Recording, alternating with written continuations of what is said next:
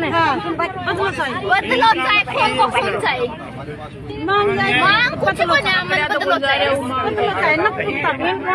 नमस्कार, मैं आपके साथ सुनील पंगाल और आप। तो साथ ही सिंगाना क्षेत्र के डुमोली खुर्द गांव के अंदर 2 दिन पहले एक 23 वर्षीय युवक की वह गोली मारकर हत्या कर दी जाती है। उसके बाद ग्रामीण और परिजन है वो आक्रोशित होकर धरना प्रदर्शन करते हैं और उस दौरान अपनी कुछ मांगों को लेकर मांगे है वो प्रशासन के सामने रखते हैं।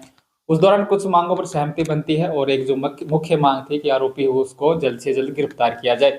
उस दौरान परिजनों द्वारा प्रशासन को अल्टीमेट दिया गया था कि अगर 24 घंटे के अंदर आरोपी की गिरफ्तारी नहीं होती है तो हम दोबारा से एक बड़ा आंदोलन करेंगे। और जो 24 घंटे बीत जाने के बाद अभी तक आरोपी की गिरफ्तारी वो नहीं हुई है। इसी को लेकर आज दोबारा डुमोली खुर्द गांव के अंदर धरना प्रदर्शन है वो किया गया है। तो चलिए जानते हैं परिजनों से कि आज उनकी मुख्य मांगे क्या थी और प्रशासन से भी हम बात करेंगे कि आज क्या उनकी मांगे थी और किस बात पर आज सहमति बनी है। वीडियो को लास्ट तक जरूर देखिएगा और चैनल को सब्सक्राइब वो भी जरूर कीजिएगा। समझाइश के बाद में आश्वासन मिला। सबसे पहले तो मैं आपको ये बताना चाहूँगा कि हमने जो बात की थी 24 घंटे की बात की थी, 24 घंटे से ज़्यादा टाइम, लगभग 40 घंटे से भी ज़्यादा टाइम निकल गया। देखो गांव में भय का माहौल है। उसने एक मर्डर किया, जाते टाइम एक पे फायरिंग की और अब भी गांव में अंदेशा है कि वो फरार है, कहीं ना कहीं और कोई वारदात को अंजाम ना दे। इससे दोनों ही गाँव में भय का माहौल है और इसी वजह से दोबारा हम लोग यहाँ पर इकट्ठा हुए थे ताकि प्रशासन को मालूम पड़े कि हम भय से कितना ग्रसित हैं। यहाँ भय से इतना माहौल बना हुआ है कि वो लड़का वारदात कर देगा तो पता नहीं है कि किसके गोली चलेगी, किसके गोली लगेगी। हमने प्रशासन से मांग की कि हमारे दोनों गांवों के अंदर पुलिस की चौकी लगाई जाए। जब तक मुजरिम नहीं पकड़ा जाए तब तक सभी की सुरक्षा का ध्यान रखा जाए, क्योंकि सभी लोग हथियार नहीं रखते, सबके पास पुलिस नहीं हो सकती। लेकिन गाँव के अंदर जो माहौल है वो माहौल शांत करने के लिए हमने निवेदन किया था। प्रशासन ने वो मान लिया है। दोनों गाँवों में पुलिस की व्यवस्था कर दी जाएगी, ये मान लिया प्रशासन ने। एक और डिमांड ये थी, हमें अंदेशा ये था कि वो सिर्फ एप्लीकेशन फॉरवर्ड हो गई। 20 लाख की डिमांड थी। गरीब बच्चियां हैं, उनका क्या हाल हो रखा आपने देखा होगा।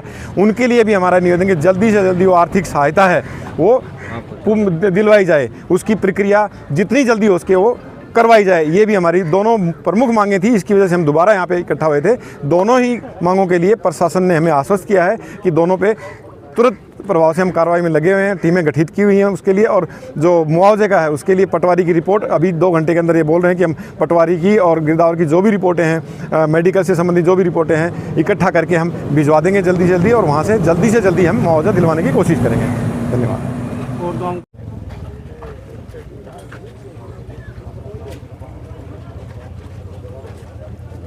सर, ग्रामीणों ने इस तरह गोलीकांड के बाद में जाम लगाया था, किस तरह की समझाइश हुई, क्या आश्वासन? ये ग्रामीणों का कहना था कि साहब अभी तक आरोपी गण की गिरफ्तारी नहीं हुई है, इस बात को लेकर के और कुछ सुरक्षा की आशंका को लेके ये इकट्ठे हुए थे।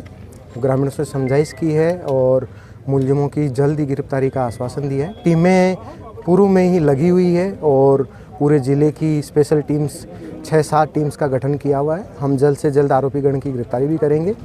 और गवाहों की सुरक्षा को लेकर के आशंका थी तो हमने ग्रामीण जनों को आश्वस्त किया है कि हम जब तक मुलजिमों की गिरफ्तारी नहीं होती है हम जाप्ता डुमोली और इस्कपुरा गांव में लगा देंगे और सुरक्षा हम सुनिश्चित करेंगे। किसी को डरने की आवश्यकता नहीं है। मैं सभी से यही आह्वान करता हूं कि सुरक्षा की जिम्मेदारी हमारी है और हम जब तक बैठे हैं किसी को भी भयभीत होने की आवश्यकता नहीं है। मुलजिम डरते हुए फरार हो रहा है लेकिन हम कहाँ जाएगा, जल्दी ही पकड़ लाएंगे।